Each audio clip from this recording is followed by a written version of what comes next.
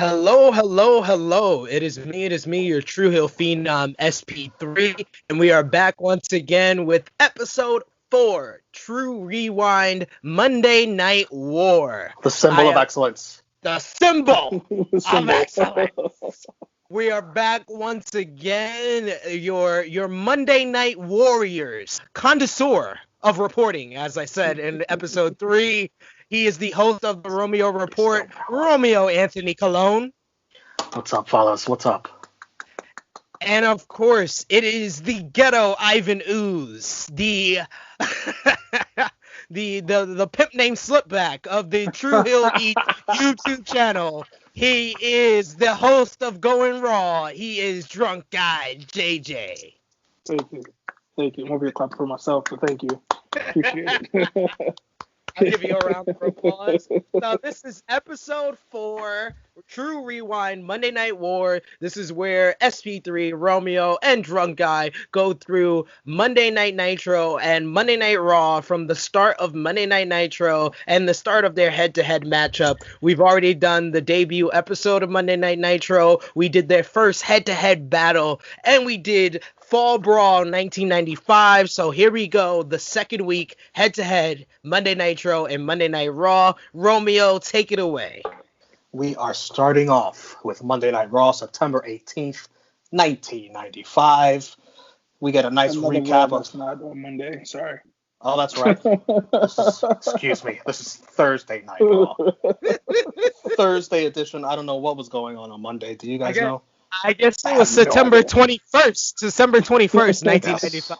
But if you look on the network, it'll be under September 18th. Yep. It's still under that date. I believe I'm gonna guess it was the US Open. US Open again. Just fuck Raw. Fuck Raw Mondays. They don't mention where they're from, and that's because they're still from Canton, Ohio. They're taped. We start off with 1, 2, 3 Kid versus Razor Ramon. Razor comes down oozing machismo. Well, first of all, I want to say in the intro, we had a different theme song this week. The previous week, we had that I Like It Raw theme song. And this week, it was a theme song with no lyrics. I don't know. Right. Why didn't I not write that down? I wrote that down. I didn't even pay. I'm hearing the instrumental, not paying attention. R.I.P. to I Like It Raw. Only lasted 1 week in our viewings. I guess it wasn't kid friendly. Could be that. So Razor comes down oozing machismo. Kid takes it to Razor before Razor takes his vest off. Razor mostly dominant here. Kid gets a sleeper going into commercial. We come back. Razor's still in the sleeper. Looking drunk as hell. Looking lit out his mind. I'm like, damn, this is a shoot right now. And turn this into a shoot. We get a rough bump as Razor hits Kid right into Earl Hebner. Second week in a row for not only a rough bump, but a rough bump in Razor's match. First match on the show. Dean Douglas comes out, of course. Splash to the back of Razor. Kid with the cover and the win in 7 minutes and 7 seconds. Fellas, what are your thoughts on this opener? Let's just say 1, 2, 3 Kid was Razor Ramon's kryptonite. He couldn't beat him at all, so he sent him packing, to the other company. And the ironic thing of that Razor would keep having rev bumps, and he would go into a company that's known for their shit finishes. Man. Man, I like the way you put everything together there. The little Easter eggs we were getting this whole time and didn't even know it. Didn't even know it. I liked the Razor 1, 2, 3 Kid storyline, but this match wasn't really about their storyline. I felt like this match was more about the Dean Douglas feud with Razor Ramon than the actual feud between Kid and Razor. And mind you, it took him for that weak ass splash Dean Douglas did. It's not even a finisher. Then it took 1, 2, 3 Kid forever to even get to the pin. I'm like, what the fuck is this? I'm thinking he's gonna kick out, but no, of course not.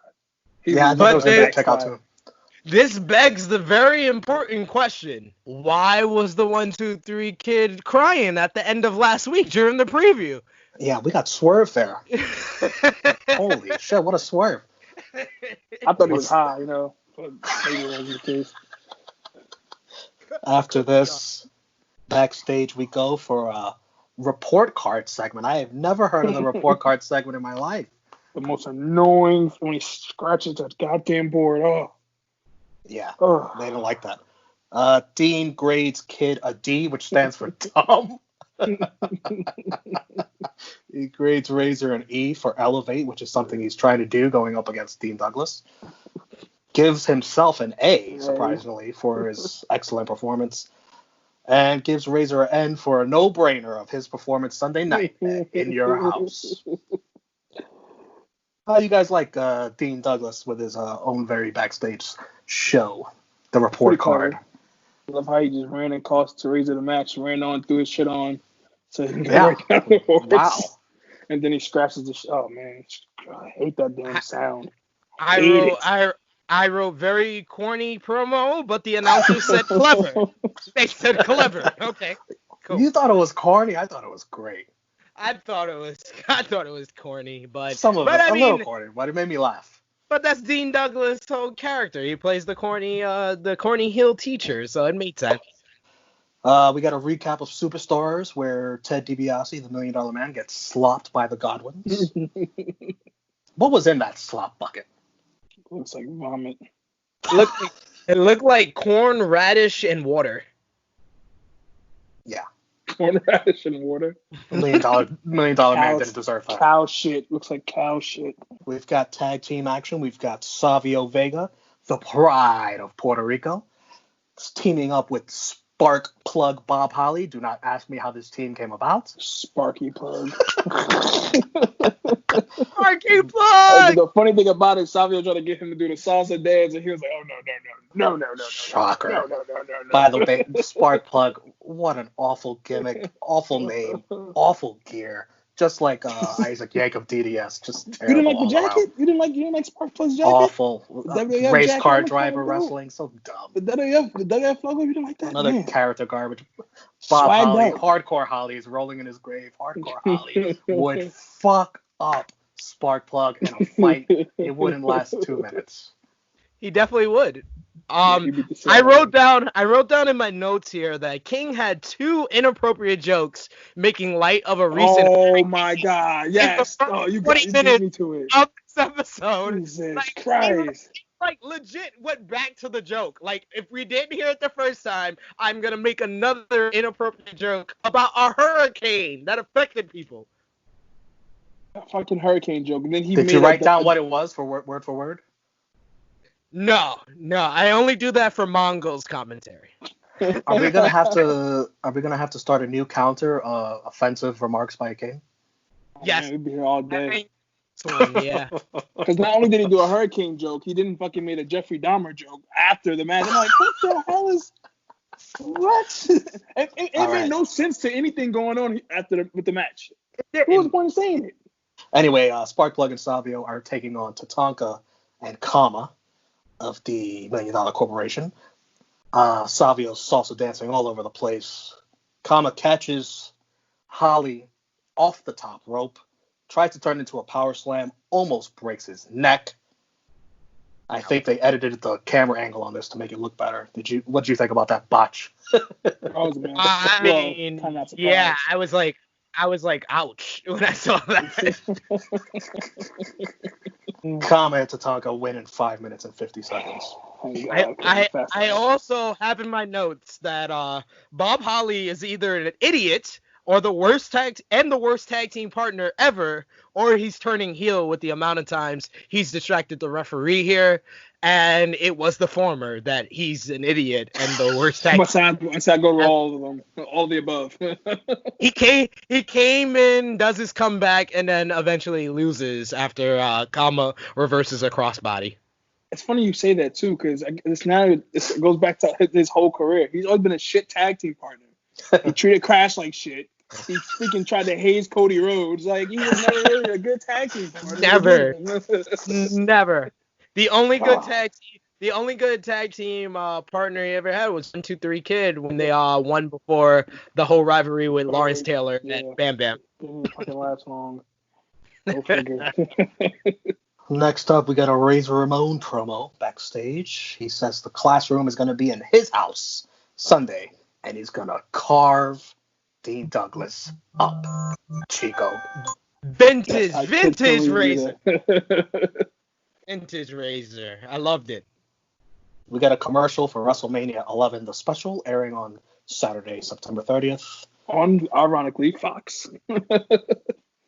Then we get Jean-Pierre Lafitte. This is the man who stole Bret Hart's shade from a fan, which I really enjoyed. Apparently, he also stole Bret's jacket. He fights Bret Hart on Sunday at In Your House. Is this guy supposed to be a pirate or something? I like that was the part that went over my head when we talked about this on the last episode, that he stole Bret Hart the glasses from the kid because he's a pirate. That literally went over my head until they explained it. I thought he just stole it because he's a jerk. Yeah. And this just went all over the place. You got King Trash and Bret Hart the whole match, as usual. Then they get Bret Hart on the phone. from the set of Lonesome Dove.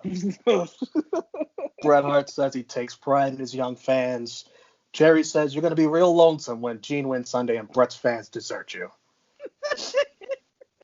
Jean-Pierre apparently 18-0 at this time. He wins with a swanton bomb. Jerry calls it the cannonball. Almost loses his balance on the top rope. What do you guys think about Jean-Pierre Lafitte versus Brian Ross? It's a squash, pretty much. Nobody really gives a shit. He just got him looking good heading to his match with Bret. Everything outside of the match made the match kind of interesting to watch, with Bret calling and all this other stuff. What do you think of the character of Jean-Pierre? Oh, stupid. I mean, to me, this whole rivalry kind of solidified his whole character. And if it wasn't for the Clique basically eventually hating this man behind the scenes, he may have been a pretty good like mid-card heel at this time. But I can see him as Aussie champ. The Clique clipped that pretty fast. Everything. We get a shot of Tony Chimmel tightening the ropes for reinforcement of the ring for the next match. We get an advertisement for the triple header match on Sunday. Yokozuna Owen versus Diesel HBK. I cannot wait. Uh-oh. I can't wait for him to watch this. And then it's time for our main event. Men on a Mission. King Mabel and Sir Mo versus More guys from Harlem Yokozuna. that are not from Harlem, yes. Versus Yokozuna and Owen Hart with Jim Cornette and Mr. Fuji. So, question for you guys: was this for the WWF Tag Team titles, or was it not? Because from the preview, last week, they said it was for the titles. Yep. Did they? Yes, That's they did. False advertising then. And then when this week came, the announcer said it wasn't for the title. Wow. And I think I read somewhere that Men on a Mission had been on a hot streak too, so they kind of deserved a title shot here. This is the end of 1995. Fall of 95. So yeah, because Mabel was doing this thing before he hurt. I think before he hurt Taker, and then that was it. Pretty much. So, King says that when Mabel was a kid, he would only play Seek. oh God. I noticed that even though this was a heels versus heels match, the crowd seemed to be more for Owen and Yoko. Did you guys notice that or no? Of course, Owen was the man. I more noticed that the WWE booked this match for Owen and Yoko to be the baby faces in the match.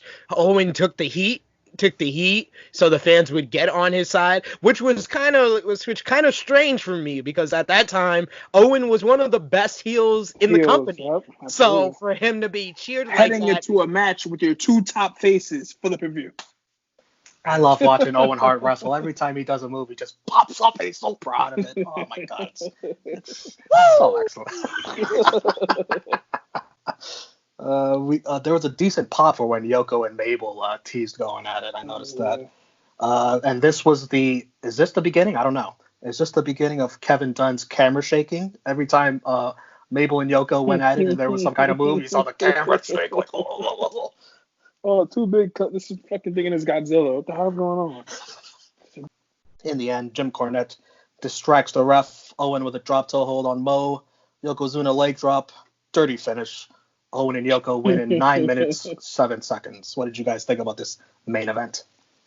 Meh. it was a match. Yeah, basically. We get a Diesel HBK promo backstage. They basically say they're coming home with all the hardware on Sunday. Yep.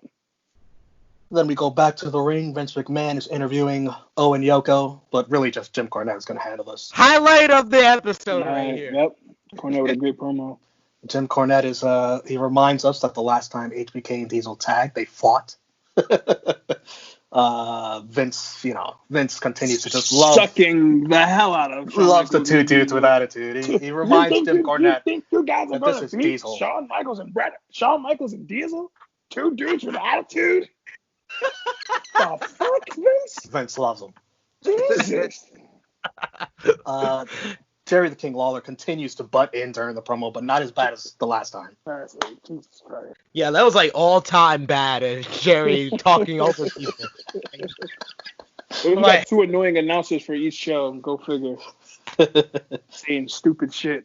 I loved it. It was a great go-home promo. It did more to sell this pay-per-view main event, the triple header, more than any of the vignettes and promos we've seen the past couple of weeks. Even Todd Pettingill's great promoting of In Your House was bare in comparison to Jim Cornette cutting that scathing promo. He just sold it. He just sold the pay-per-view very well, and I was just like, shit, you should have gave him a promo last week too.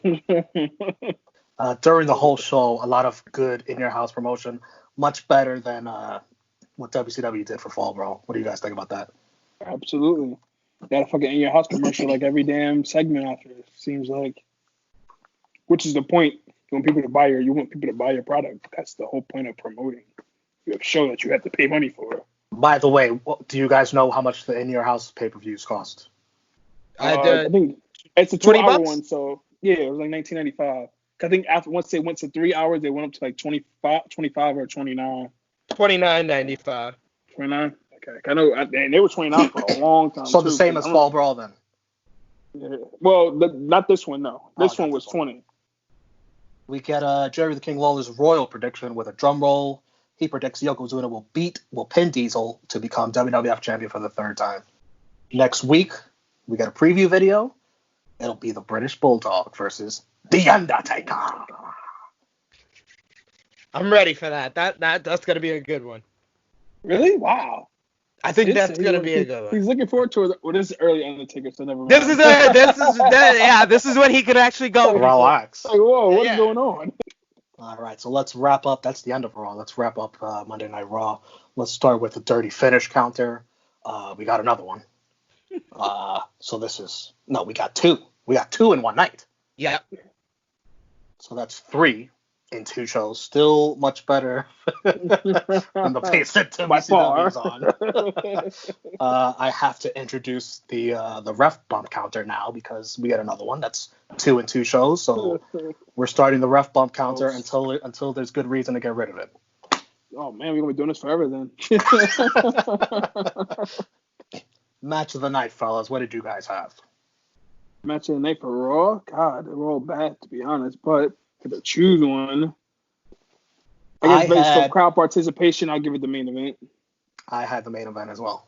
Yeah. I got by default Razor versus Kid. Who was your MVP of the night? Mine was Dean Douglas. I really enjoyed the report card. I'll be honest with you. Yeah, Dean. Yeah. And he really owned Razor too. Yeah, exactly. He owned Razor. There you go. He beat him with a splash. That's how strong he is. A weak back splash. I'm gonna go with the aforementioned Razor Ramon. I like the little promo after his match. He had the match. He had the match. he had the match of the night, in my opinion. So I'm gonna go with Razor. And who was your guys' LVP? I went with Kama for that terrible botch. He almost killed Bob Holly. Bob Holly's career might have ended. Who did you guys have?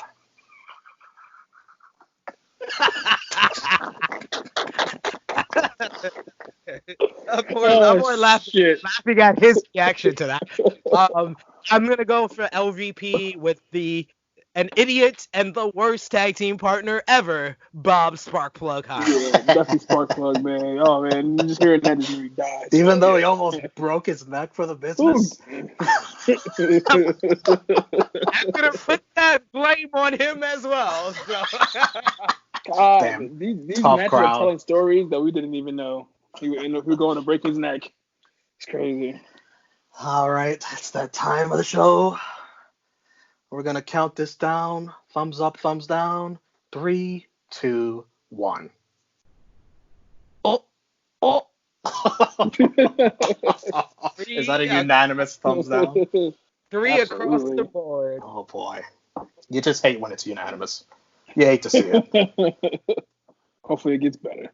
Yeah, let's go see what happened on Nitro, huh, fellas? Let's go turn the channel to TNT. Yeah. Let's see what's going on where the big boys play. Oh man, yes. Let's get into that. Let's get into that. Jesus All right, Christ. WCW Nitro time. We are live from Johnson City, Tennessee. Even though they don't mention that at the beginning, it's not mentioned until a little later. But that's where we're from. We get a nice ambulance entrance from Kevin Sullivan and the Giants. Taskmaster. Yes. He doesn't deserve to be called that. Not after Fall Brawl. Oh, Jesus. Oh, wait. Here we go. I have in my notes here, before we got to the Giant and Taskmaster, the announcers kick off the show, and Mongo this week. Of course he does. Let's go. Come on, good brother. His line to kick off the show was this week, get grandma off the bathroom, because if you miss anything, you're gonna have a bum stir. Fuck this guy. And Pepe That's the first line of the night, by the way, guys. The first line. It gets better. It gets better. Trust me. And Pepe the dog is back this week. A fucking mutt. Where are you, big boss man?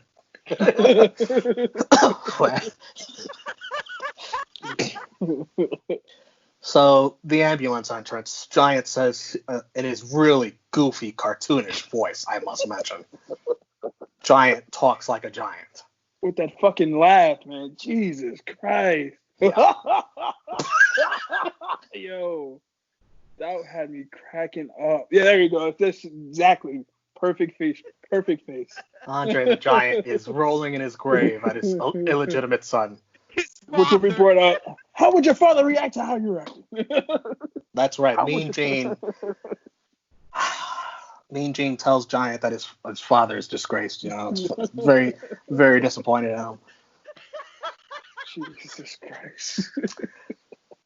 Giant says he was glad to see Hogan ride in an ambulance last night, and that he's the one true immortal. They cut back. They cut back to the announcer where Mongo is vehemently shaking his head in disgust. He palms his head, and his acting is almost as bad as his commentary here.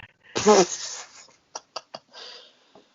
only thing I got from this was, the Giants. Excuse me, not Big Show yet. The Giants laugh is just horrible. It's so fucking funny to listen to.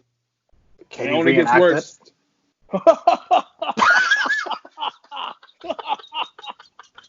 And mind you, this only gets worse to the show. That's what I'm saying. It's ironic that these things are happening how it starts off, and it only progressively gets worse. Good God. All right, let's go to the ring. Surely it's gonna get better in the ring, right? American males. Man, you know what's crazy? I used to hate that song like all my life, but for some reason, watching this episode made me like the song. Well, color me shocked. You like every single entrance song ever made in the history. That is absolutely music. not true. And you hate every freaking entrance song that's made. Oh, this sucks. Oh, this sucks. Oh, this sucks. Oh, this sucks. It's you. I think we're gonna have to start keeping track of every entrance song. And we're gonna have to ask you if you like it or not. All right, that's fine. And anytime we don't find one that you don't like, you know, we're gonna have to take note of it, just so we know throughout the history of the Monday Night War which theme songs you didn't like.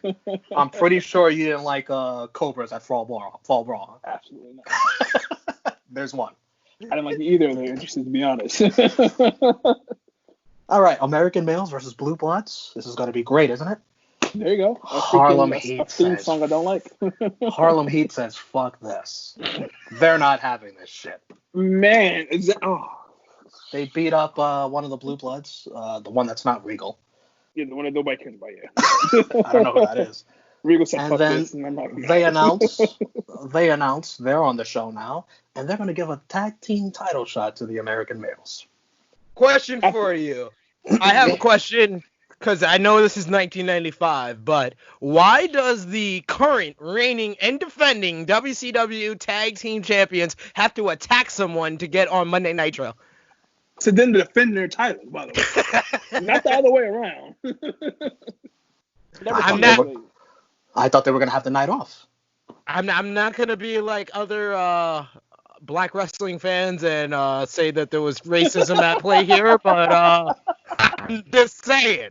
Why do they have to attack Don't say no names. You get on the show. All right. You got something in your throat there. Why don't you wash it down with a shot or something? I'm out of liquor, actually. Goddamn. Color me shocked. Quarantine's been rough, good brother. So we've got a tag team championship match all of a sudden. We got the Harlem Heat, Booker T and Stevie Ray, with Sister Sherry versus the American males, Scotty Riggs and Buff Bagwell. And SB3, do you have in your notes if there was a sign in the audience or anything like that? Do you have that in your notes? Yes, I do. Yeah, I think you all do. Huge. We want it raw sign. The second row. Literally takes about a minute into the match before it's shown. Like, it's ridiculous. I think they missed the old Raw theme song and they want it back. We want it raw. So the good things I have in my notes here is that this is not only the first appearance of the Harlem Heat. This is the first time they've even been mentioned on Monday Nitro. And I also put in my notes that Nick Bockwinkel is the authority figure in WCW at this time. Jesus Christ. This match ends with Colonel Parker taking down Sister Sherry from the apron.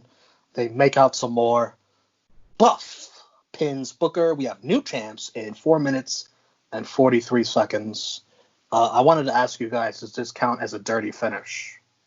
Well, since the white woman, responsible for black men losing their belts, not many times, the white people bringing us brothers down, but I would have counted a dirty finish. It wasn't legal. I mean, it wasn't illegal. Excuse me.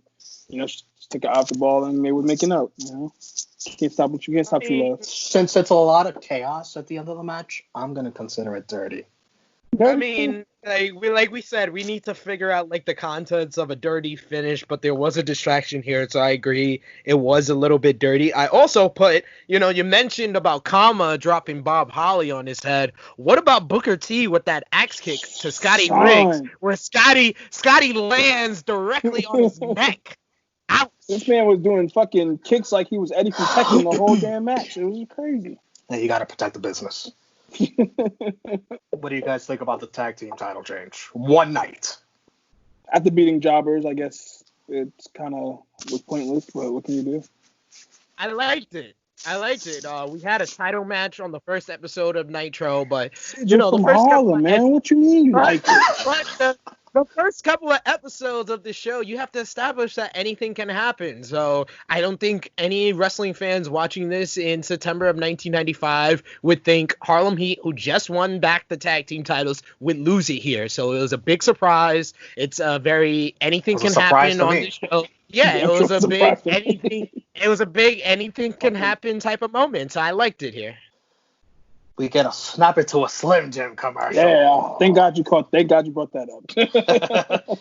On the network, they even have it as a selectable segment. Like, they do. In case you want to watch it back. Next up, we get Mean Gene introducing Ric Flair. Ric Flair tells us that Arn Anderson broke the code. He brought an outsider into the Forbidden Land, basically inferring that the Horsemen don't ever cheat. Like, how could you cheat, Arn? What? That's not. You broke the code. You broke the Horseman code. He also says he's going to find Double A tonight and kick his ass. What you guys think about this Flair promo? It was hilarious. As soon as Flair said the ass thing, Mean Gene lost his mind. Like, oh my God, you can't curse. What are you doing? Oh my God, you didn't just say that. You can't say that on TV. Wow. Okay. Hey, Mean Gene. I think this promo did a great job of establishing the main event of the night, as well as the feud with Arn and Flair. I loved it. Next up, SP3. Do you wanna tell us who comes out and what kind of entrance music they had? And JJ, can you tell us if you like this entrance music? Yeah.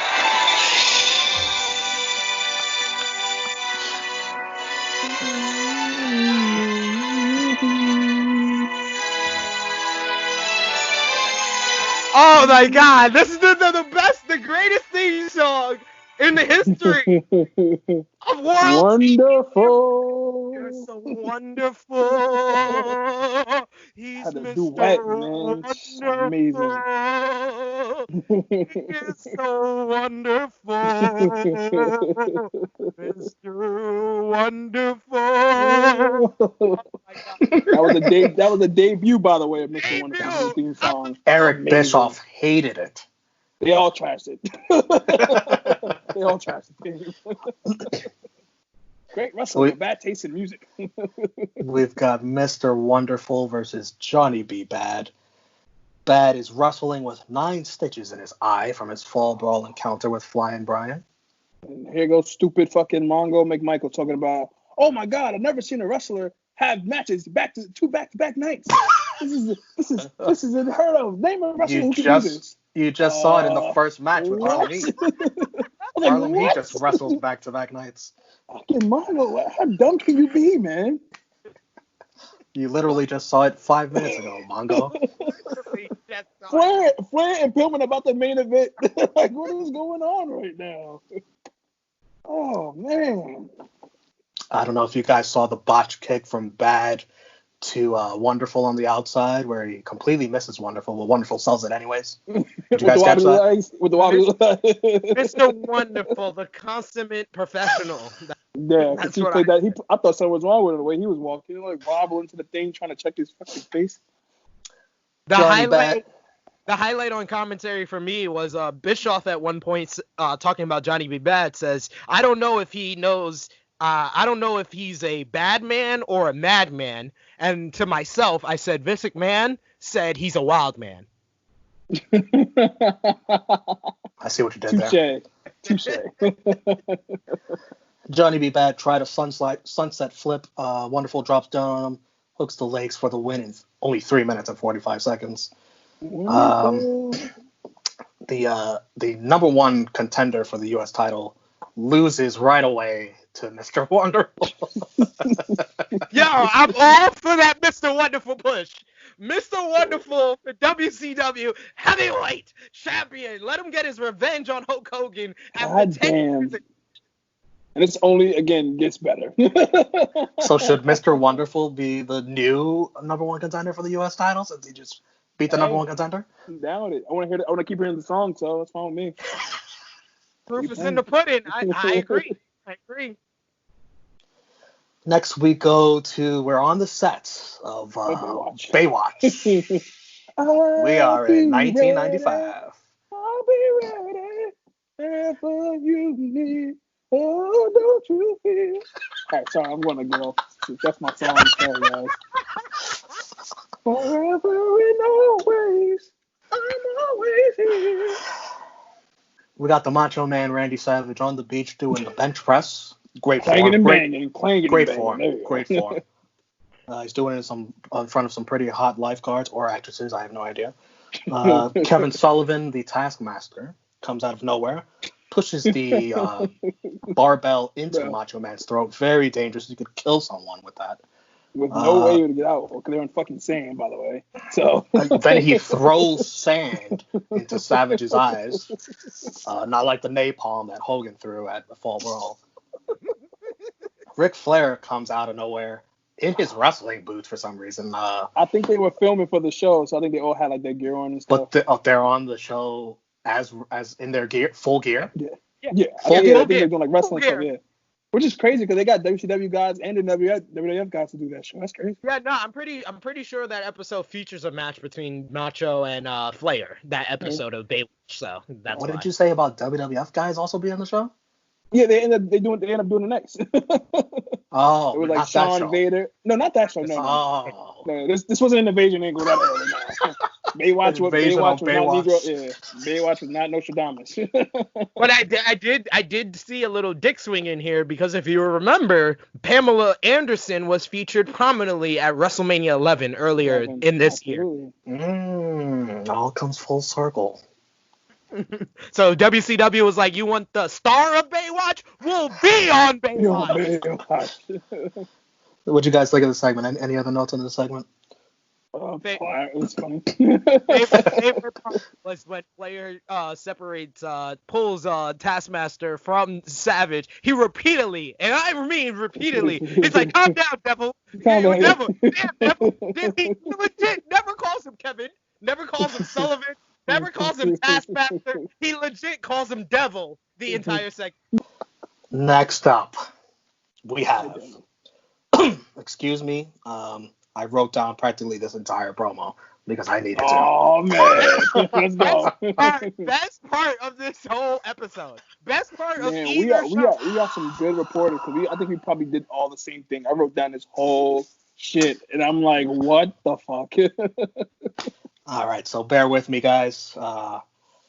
Here we go. Macho Man begins by saying, right after this segment that we just watched, thanks, but no thanks, Ric Flair.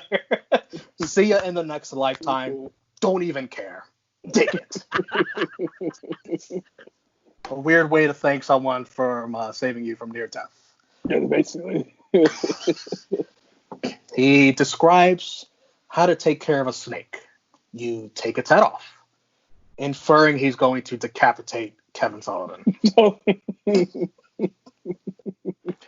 Next up, Macho Man is going to give constructive criticism to Hulk Hogan. This is my favorite part. Favorite part of this Hulk Hogan has terrible judge of character. Terrible judge of character for Lex being on the team, since Lex obviously gave Macho Man a cheap shot at War Games. Even though last night, if you remember, at Fall Brawl, Macho Man was chumming it up with Lex Luger in the backstage segment with all the war paint. He loved the team. He's so proud of the team. Gene says he spoke to several wrestlers who said that Lex attacking Macho Man was an accident. And Macho Man immediately checks his ass. Who did you ask? His best friend Sting. Oh, Jimmy Hart? Macho says Sting is a best friend. He doesn't count. We got future 3 Dungeon of Doom members. Yeah. He says all 3 of them are going to join the Dungeon of Doom. Macho says you're either with him or against him, and if you're with him, then you're, quote, really, really cool. And then Lex comes out. Very weird talking Lex on the mic.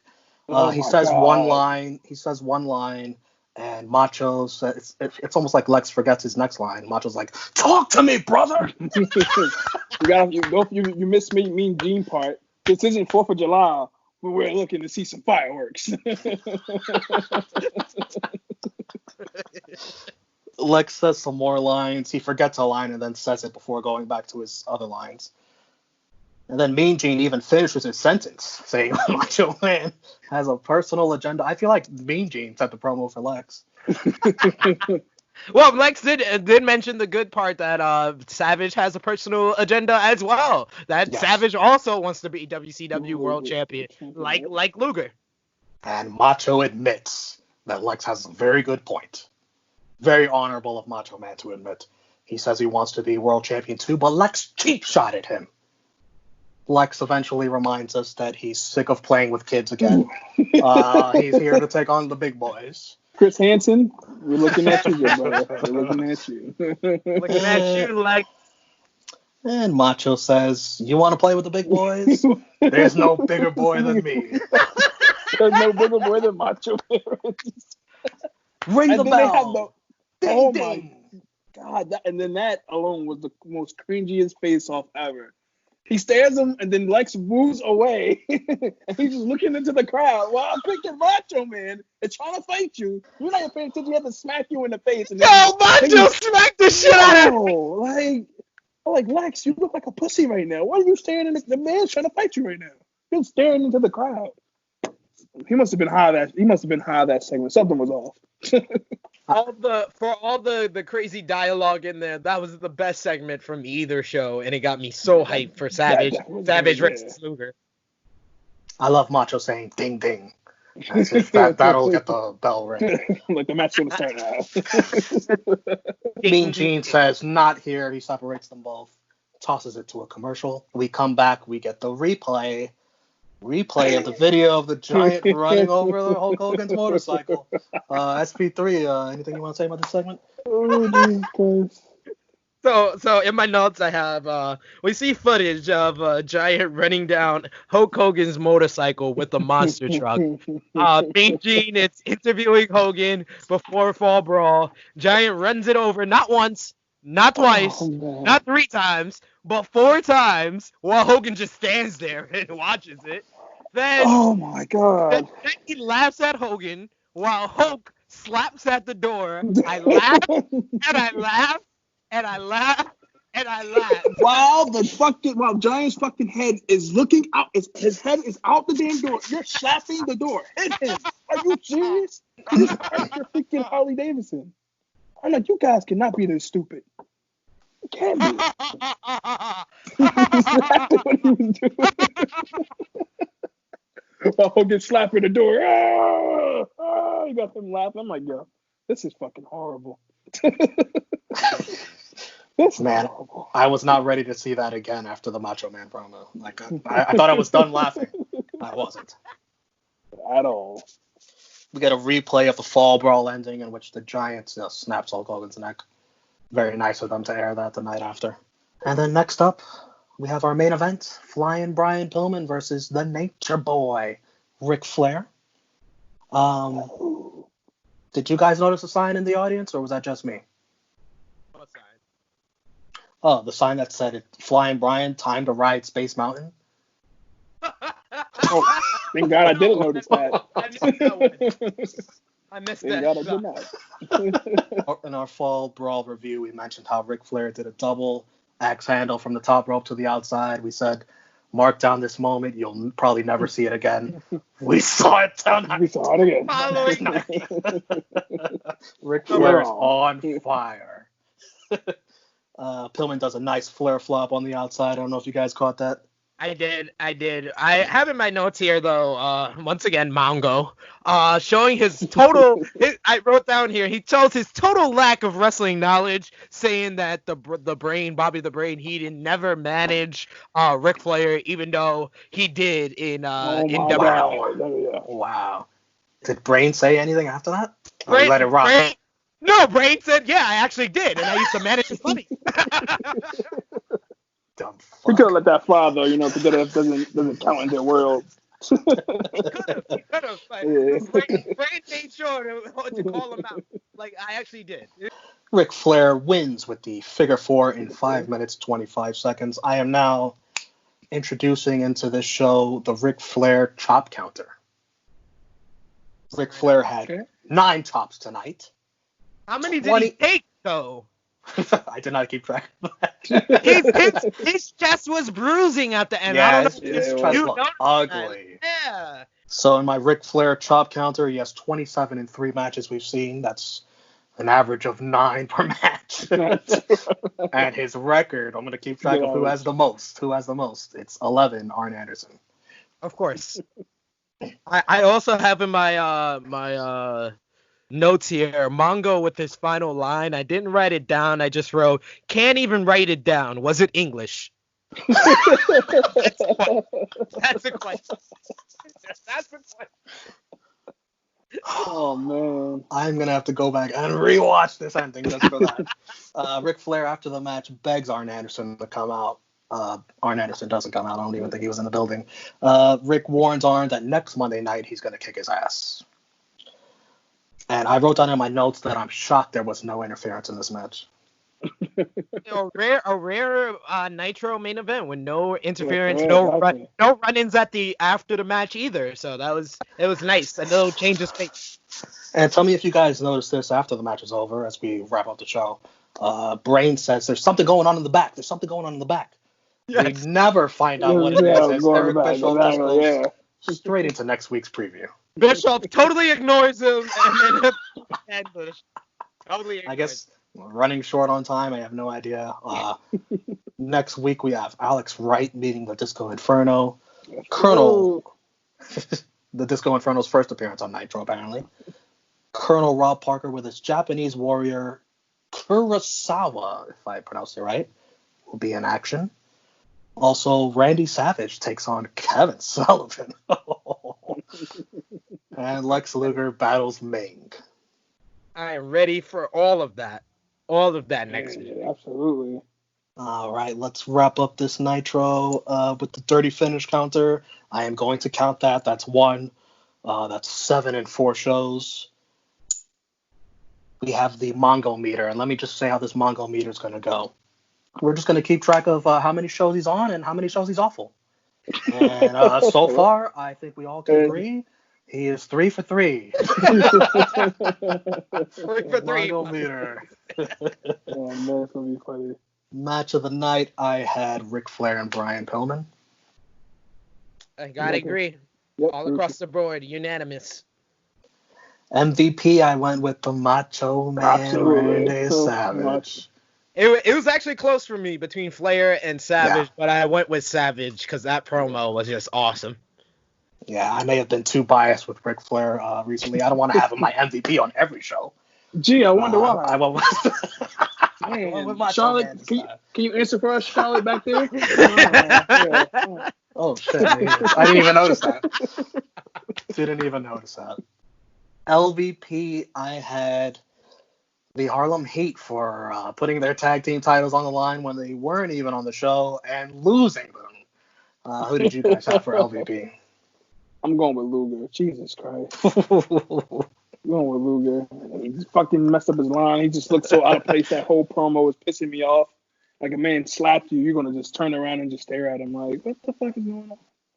And I repeat, get grandma off the bathroom, because if you miss anything, you're going to have a bum stir. It was definitely Mongo. At this point, Mongo's a given. You can't even do this to him every week. Like, we know when we see Mongo on our TV at this point, we're going to hear some stupid shit. Whenever he starts off the show with a terribly awful line, it already confirms he's LVP of the episode. All right, so what are we going to give this? We're going to go 3, 2, 1. Yes. I can't see your thumb, JJ. Oh, shit, my fault. That's what she said. All right, that is my actual first thumbs up for anything WCW so far in this series. Yes. Good to see. My first thumbs up for them since the debut episode, and I think we should be fair, and we shouldn't count the scoreboard for the debut episode of Monday Nitro. We should only count the head-to-heads. So I think the scoreboard should We're wiping one off the scoreboard for WCW. I think it's only fair. They didn't go against Raw, so I think it's only fair that we only do the head-to-heads. So the scoreboard. I mean, technically, you can't even say that because it's been Thursday. Well, they went up against them for the week. Yes. So just when we thought the tie was broken, it's tied once again. WCW 1, WWF 1. So you guys let us know what you thought about this week's head-to-head matchup between Raw and Nitro. Who you think won for the week? Put your comments down below in the comments section. Any plugs or anything you want to say before we wrap up episode 4, guys? Follow the Instagram as always, hacksaw_JAY_DUGGAN. Follow True Hill Heat as always, on Instagram, Twitter, Facebook, Tinder, OnlyFans. wherever you can find us. Shit, we got OnlyFans. Nice. What about you, good brother Romeo? And for me, Instagram and Twitter, the Pride of NYC. And push the subscribe button, push the bell to stay notified, and take a look at the rest of our playlist for True Rewind, the Monday Night Wars, for Romeo Anthony Colon, for Drunk Guy JJ. It is me, your True Hill Phenom, SP3. Get grandma out the bathroom, because if you miss anything, you're gonna have a bum stir. Setting off until next time.